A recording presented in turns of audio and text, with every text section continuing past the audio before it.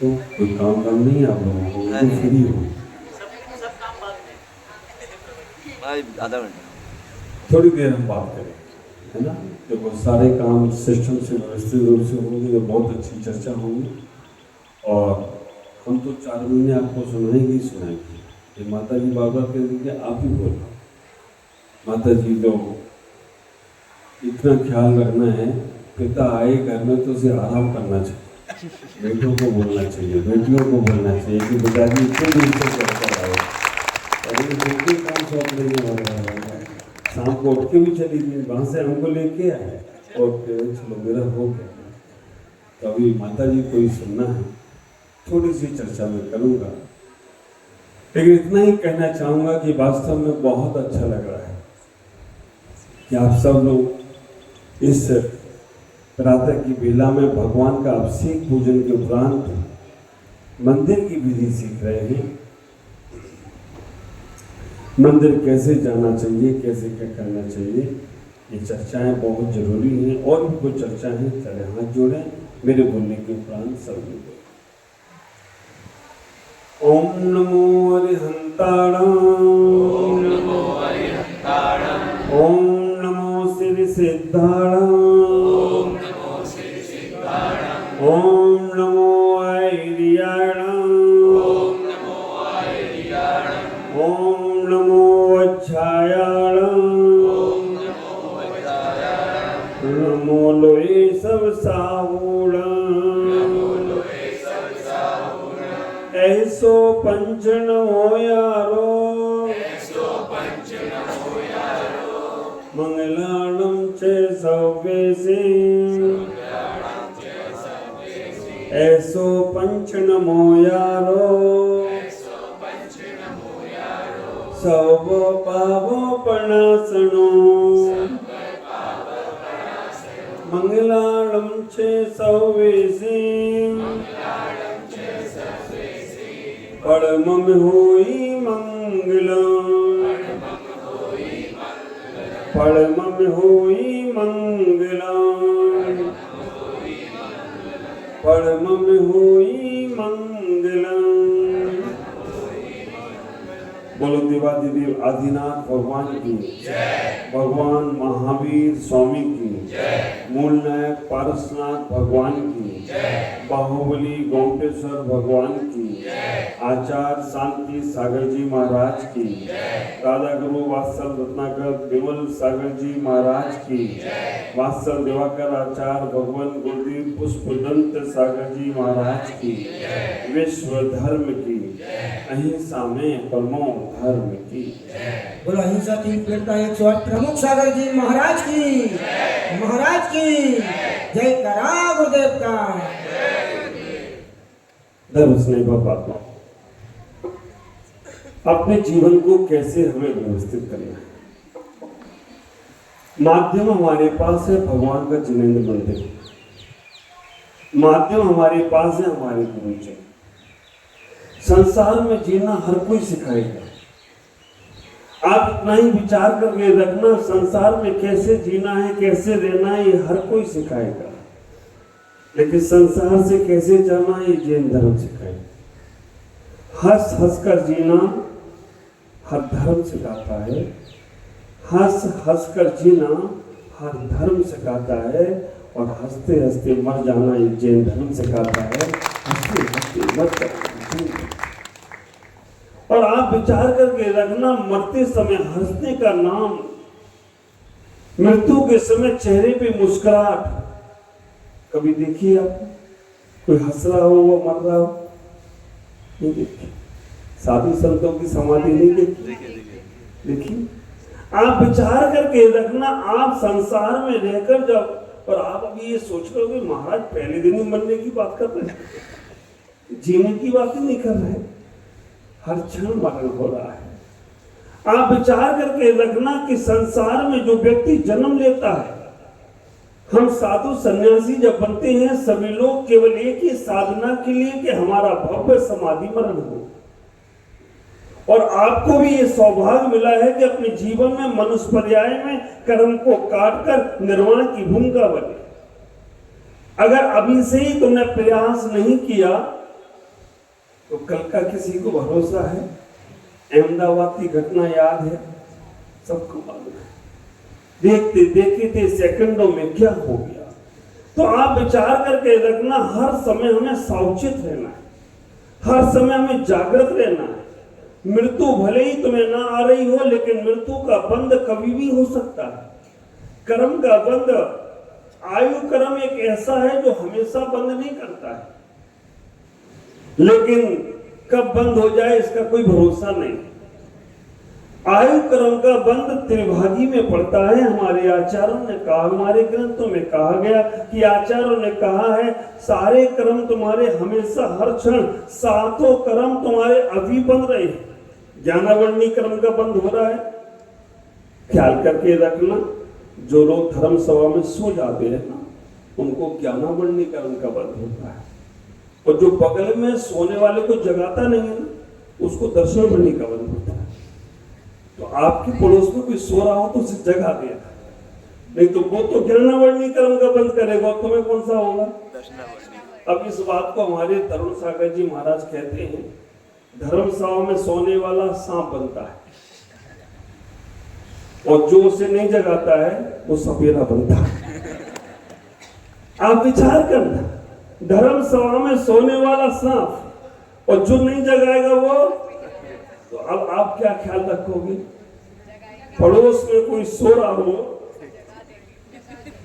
या तो स्थान बदल देना, उठ ही नहीं रहा। और आपको अक्सर ये मालूम होगा, धर्म सभा में सोने वाला और साइकिल से गिरने वाला ये कभी सत्य नहीं बोलते। अब कोई सो रहा हो, अगर उससे पूछना, क्यों जी सेठ जी सो रहे हो क्या बोलेगा? तो बहुत ध्यान से सुनना। सेठ जी सो रहे हो क्या? तो बहुत ध्यान से सुनना।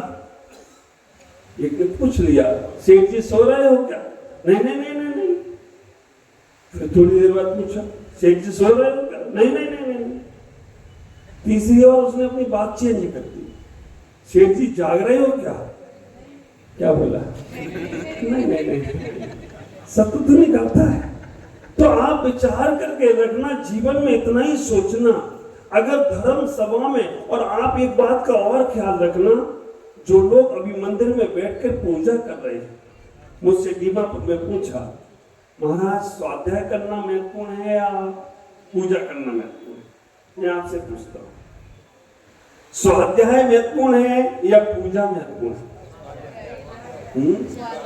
स्वाध्याय परम तपः। आप विचार करना, हमारे आचार्यों ने कहा है कि अगर भगवान की दिव्यदेशना खिल रही हो, जिनवाणी का रसापान चल रहा हो, पूजा उस समय रोक देना। पूजा तुम बाद में भी कर सकते हो, लेकिन अगर जिनेंद्र की वाणी एक बार निकल गई, दोबारा मिलने वाली नहीं है। इतना ही ख्याल करके रखना, अगर मंदिर में स्वाध्याय चल रहा हो और अगर वहां पर कोई संत या कोई माता जी या कोई त्यागी वृत्ति उपदेश कर रहा हो, उतनी देर के लिए पूजा रोक कर उसका रसास्वादन करना। तीसरा लब्धि को हमारे आचार्यों ने कहा है, आप विचार करके रखना, मिथ्या दृष्टि को भी प्राप्त होती है। 5 प्रकार की लब्धियां हैं, चैसव लब्धि, प्रयोग लब्धि, देशना लब्धि। आप विचार करना, देशना लब्धि का एक क्षण भी, एक शब्द भी अगर आपके कान में पड़ जाए तो समझ के रखना, कई जन्मों के पाप समाप्त हो जाते हैं। आपने सुना होगा, एक चोर को उसके पिता ने कहा, बेटा तू सबको सुनना, ये जैन साधु को नहीं सुनना, ये बड़े खतरनाक होते हैं। चोर को कहा, उसके पिता ने कहा, बेटा तू सबको सुनना, लेकिन जैन साधुओं को मत सुनना, ये बड़े खतरनाक होते हैं, ये तुम्हारा धंधा बंद करा देंगे। उस बच्चे ने सीख लिया, और बच्चे ने जान लिया। रास्ते से चला जा रहा था, एक जगह जैन साधु का उपदेश चल रहा था, और जैन साधु का उपदेश चल रहा था। अचानक उसने, अरे उपदेश चल रहा है, प्रवचन चल रहा है, उसने कान में उंगली डाली। सुनना नहीं, सुनेंगे तो गड़बड़ हो जाएगा, मेरा धंधा चौपट हो जाएगा। अचानक जैसे ही सामने से निकला, उसके पैर में कांटा लगा, ठोकर लगी। उसने एक उंगली निकाली कांटा के लिए, इतने में मक्खी नाक पे बैठ गई। दूसरी उंगली भी निकाली मक्खी उड़ाने के लिए, इतनी देर में काम हो गया। साधु का वो शब्द उसके कान में पड़ गया, देवताओं की परछाई नहीं होती। आप विचार करना, इतना सा शब्द देवताओं की परछाई नहीं पड़ती, और उस शब्द ने उसका जीवन परिवर्तन करा दिया। उस शब्द ने उसके जीवन को बदलने का प्रयास कर दिया। जब पुलिस ने षड्यंत्र रचा और षड्यंत्र के माध्यम से उसे फंसाना चाहा, एक नृत्यिका को तैयार किया कि उसे शराब पिलाओ और उससे सही हकीकत जाने। नृत्यिका ने उसे खूब शराब पिलाई, खूब उसे मदहोश कर दिया। करने के बाद उससे पूछा कि तुम करते क्या? उसे ऐसा लगा कि मैं स्वर्ग में आ गया हूं, स्वर्ग की अप्सराओं के बीच में हूं। और जैसे ही वो बोलने वाला था कि मैं क्या करता हूं, कहां से पैसा लाता हूं, क्या क्या कार्य करता हूं, उसे तुरंत उस नृत्यिका की परछाई दिखाई दी। उसके मन में वो शब्द साधु का आ गया, देवताओं की परछाई नहीं पड़ती। और आप विचार करके रखना, उस परछाई देखकर उसके मन में आ गया, अरे मैं स्वर्ग में नहीं हूं, मैं तो मर्त्यलोक में हूं और मेरे अंदर का राज ये जानना चाहती है। अचानक उसने अपनी बात, उसने कहा मेरे पिता ऐसे अमीर व्यक्ति हैं, मैं वहां से पैसा लाता हूं, वहां से कार्य करता हूं, मेरे पास सारा का सारा अच्छा। बात बदलने से वो फंसने से बच गया। और आप विचार करके रखना, वो बात करने से बच गया। पुलिस के लोग खाली हाथ चले गए।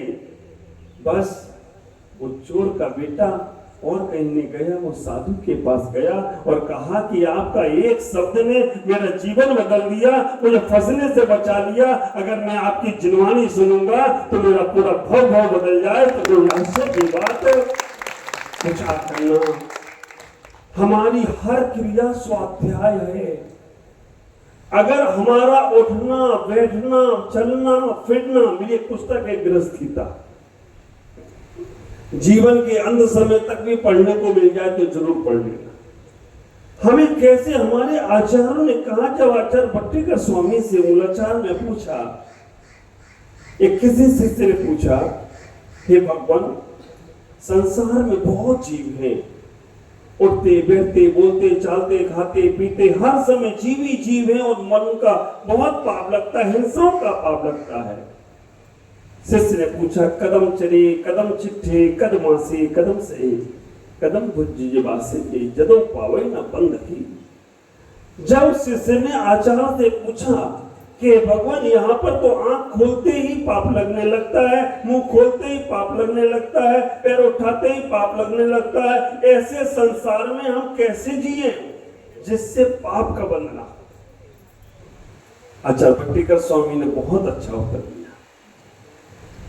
आचार्य भट्टिकर स्वामी मूलाचार ग्रंथ में साधुओं को कहते हैं, संतों को कहते हैं और शिष्य को भी कह रहे हैं।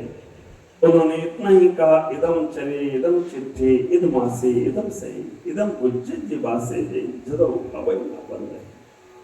आप विचार करना, आचार्य भट्टिकर स्वामी कहते हैं, यत्न पूर्वक चलो, यत्न पूर्वक बैठो, यत्न पूर्वक बोलो, यत्न पूर्वक भोजन करो, यत्न पूर्वक आप शयन करो, आपको कर्म का बंध नहीं होगा। आप सोचते हैं कि मंदिर जाएंगे तो ही धर्म ध्यान होगा। 24 घंटे धर्म ध्यान की व्यवस्था हमारे आचार्यों ने दी है। केवल आधा घंटा मंदिर आ गए, 1 घंटा उपदेश सुन लिया, इसमें धर्मात्मा हो गए होते तो हमारे ख्याल से तो लोग सब हमसे पहले मुझ चले जाते हैं। आधा घंटा 1 घंटे का धर्म ध्यान से मुक्ति होने वाली नहीं है। भरत चक्रवर्ती जैसा जीवन जियोगे, घर में रहकर भी बैरागी रहोगे, हर चीज में इतना सावचेत रहोगे, सावधान रहोगे, मृत्यु का कोई भरोसा नहीं है। आज अभी और अभी समय, अरे ऐसे ऐसे लोग शादी के घोड़े पर चढ़ रहे हैं, और घोड़े पे चढ़ नहीं पाए, नीचे उतर गए। ऐसे लोग जो बड़ी बड़ी प्लानिंग कर रहे हैं, 1 मिनट में अटैक आता है और चले जाते हैं। कभी आपने ख्याल किया अटैक की बीमारी महिलाओं को कम, पुरुषों को ज्यादा है? क्यों? इसका 2 रीजन है, व्यवहारिक है, सिद्धांत के नहीं है। महिलाएं इतनी अटैक करती हैं, हाँ? पति घर में घुसा नहीं, 1 अटैक, मेरी सुनते नहीं है, दूसरा अटैक, बच्चों की फीस जमा नहीं की, तीसरा अटैक, हाँ? इतनी अटैक, इनकी अटैक टू अटैक और इधर हार्ट अटैक हो जाता है। और दूसरा कारण ये है, अगर कोई घर में समस्याएं आए तो ये महिलाएं सब कह देती हैं, हाँ? पुरुष अंदर रखता रहता है। अब देखना पागल खाने में महिलाएं कम पागल मिलेगी, पुरुष ज्यादा पागल मिलेंगे। मालूम, महिलाएं रोज पागल हो जाती है, थोड़ी रोज पागल होती रहती हैं, इसलिए इकट्ठी पागल नहीं होती। और आप अंदर ही रखते रहते हो, फिर इकट्ठे पागल होते हो। तो आप इतना ही विचार करना, अपने जीवन का कोई भरोसा नहीं है, पता नहीं कब क्या हो जाए, इसलिए हर वक्त जागृत रहना है, हर वक्त सावचेत रहना है, हर वक्त सावधान रहना है। 24 घंटे धर्म ध्यान की व्यवस्था हमारे आचार्यों ने की। आप सोचते हो कि मंदिर में हमारे आचार्यों ने तो पाकशाला से लेकर पाखाने तक धर्म की व्यवस्था की है। हम आचार्यों को, मुनियों को, साधुओं को, वृत्तियों को, त्यागियों को, माताइयों को 5 प्रकार की समितियों का वर्णन किया गया। इधर समिति देख के चलो, वो धर्म ध्यान, भाषा समिति, सोच कर बोलो, आप विचार करके रखना। मंदिर में अगर हम तेज आवाज से बात करते हैं, किसी ने कोई गलती की, आज के हमारे युवा क्यों नहीं आ रहे अब से करने? यहाँ तो बहुत सारे आते हैं युवा, क्यों? क्योंकि हमारे मुख से अगर तेज आवाज निकल गई, वो युवा कहेगा इससे अच्छा तो मैं घर में अच्छा, क्योंकि यहाँ मेरी खिंचाई हो जाती है। लोगों को कैसे आगे लाना है, कैसे हमारे बच्चों को आगे बढ़ाना है, आप विचार करके रखना। एक स्कूल में पूछा गया 8 दूनी कितने होते हैं? एक बच्चे ने कहा 8 दूनी 18। जो क्लास टीचर था उसने कहा बहुत सही, बहुत अच्छा, आशीर्वाद दिया उसे। जो एग्जाम लेने आया था उसने कहा ये 8 दूनी 18 बोल रहा है और तुम कह रहे हो बिल्कुल सही, तो समझ में नहीं आता क्या?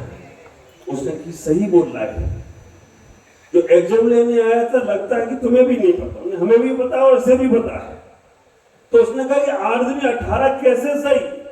उसने कहा सर, कल मैंने जब इससे पूछा था 8 दूनी कितने होते हैं, तब इसने कहा था 8 दूनी 20 होते हैं।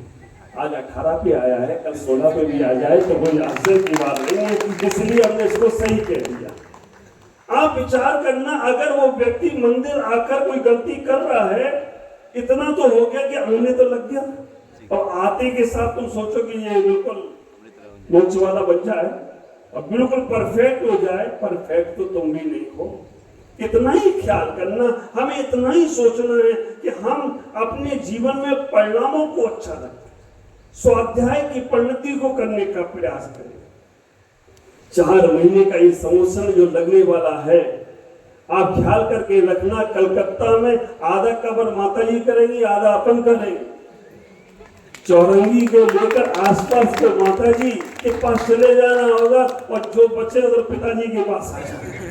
इतना ही ख्याल करना, दोनों जगह ऐसी व्यवस्थाएं बनने वाली हैं जहां से तुम्हारे मन को परिवर्तन किया जाने वाला है, मन को बदलने वाला है। क्योंकि हम केवल विचार, कल मैंने सामने को ही बोला था, तुम्हारा जीवन केवल विचारों पर डिपेंड है, तुम्हारा जीवन केवल विचारों पर ही आधारित है। जैसा मन होगा ना, पूजा में पढ़ते हो ना, मन में होय सो, वचन में होय सो, फिर किसको सुधारना है, वचन को या काय को? केवल मन।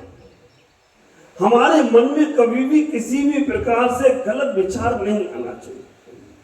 ख्याल करना, हमें अपने जीवन में उस आनंद को लूटना है तुम्हारे पास सब कुछ है, बस हम अपने कारण से नहीं, दूसरों के कारण से अपने जीवन में दुख उठाना प्रारंभ कर देते हैं। जिस दिन तुम्हारी दृष्टि अपने ऊपर आने लगी, वास्तव में पूरी सृष्टि तुम्हारी अपने आप अच्छी हो जाएगी। मैं आपसे इतना ही कहूंगा, जीवन को बहुत अच्छा बनाना है, स्वाध्याय की परिणति जरूर डालें अपने जीवन में। स्वाध्याय किसे कहते हैं, इतना ख्याल कर लो। कल हमारी 1 नंबर माता जी बोल रही थी, 24 घंटे में 30 घंटे हमने स्वाध्याय किए। अब आप सोच रहे हो 24 में 30 कहां से आ गए? ख्याल करके रखना, आहार में भी जाता हूं तो गाथाएं मन में चलती रहती हैं। अगर हम ध्यान सामायिक में बैठे हैं तो अपना तत्व चिंतन चलता रहता है। अगर आहार करने के लिए भी गए हैं, अगर कहीं भी जा रहे हैं, तो जो समय उस समय का है, उस समय में दूसरा कार्य धर्म का भी चल रहा है, तो हमारा धर्म ध्यान और हमारा स्वाध्याय ही चल रहा है। मैं कलकत्ता वालों को 24 घंटे का धर्म ध्यान कैसे होगा, कैसे उठना है, कैसे बैठना है, ये सारी चीजें तो द्रव की हैं, ये भी सीखना है। लेकिन कैसे भाव रखना है, कैसे परिणाम रखना है, और आप ख्याल करके रखना, भाव अच्छे होते ही तुम्हारे भाव अच्छे होने लगेंगे। मति अच्छी होती ही तुम्हारी गति अच्छी होने लगेगी। चर्चा अच्छी होती ही तुम्हारी चर्या अच्छी होने लगेगी। कदम अच्छे बनते ही तुम्हारी कलम अच्छे बनते ही कदम अच्छे बनने लगेंगे। अब वार्ता अच्छी करने लगे तो तुम्हारा बर्ताव अच्छा अपने आप हो जाए तो कोई आश्चर्य की बात नहीं है। बस हमें वार्ताएं अच्छी करना है, कभी नकारात्मक नहीं सोचना, कभी किसी के बारे में गलत चर्चा करना है। चर्चा चल रही है, समझ के रखना, उठ जाना वहां से। वो तुम्हारे कान में कचरा डालने वाला है। नगर पालिका का कचरा जहां डाला जाता है वहां बदबू आती है, और कोई तुम्हारे कान में कचरा डाल रहा है तो जीवन भर बदबू आएगी। ख्याल करो, इतना ही सोचने का प्रयास करना है कि हमें वार्ताएं अच्छी करना है, चर्चाएं अच्छी करना है, हमें अपने कलम को अच्छा रखना है, हमें अपने जीवन की दृष्टि को अच्छा रखना है, हमें अपनी सृष्टि को अच्छा रखना है। सब कुछ अच्छा होगा। मैं थोड़ी सी चर्चा करूंगा, लेकिन उसमें आपके जीवन को बदलना कैसे है, घर में भी धर्म ध्यान कैसे होना चाहिए, आपका जीवन में एरिया समिति, भाषा समिति, ऐसा समिति मोचन कैसे करें जिसमें धर्म ध्यान हो जाए। आदान निक्षेपण समिति कैसे बैठे, विचार करना। आचार्य विमल सागर जी महाराज जो बैठ गई, एक बार नेमिचंद नाम था, उनके पिता ने कह दिया कुत्ता भी बैठता है तो पूंछ से नीचे झाड़ कर बैठता है। एक शब्द ने उनके जीवन को बदल दिया। उन्होंने कहा अब मैं बैठूंगा तो पीछे लेके बैठूंगा। वो दादा गुरु विमल सागर जी महाराज बन गए। उन्होंने पीछे लेकर, क्योंकि बैठने समय आपके पास रुमाल तो है, एक बार रुमाल लगाकर बैठ जाओ, आपका बैठना भी धर्म ज्ञान हो जाए तो कोई आश्चर्य की बात नहीं होगी। और रुमाल नहीं है तो हाथ तो है, हाथ से भी ऐसे कर सकती हो। अब ये नहीं करना, मैंने एक जगह उपदेश दिया कि रुमाल से करना, बैठना नहीं चाहिए। वो यहाँ कर रहा है ऐसे, मैंने किसको झंडी दिखा रहा है, ऊपर हवा में लग रहा है। मैंने बैठना नीचे है बाबा, नीचे लगा, लेकिन आप बैठते हो नीचे भी लगा कर नहीं बैठते हो।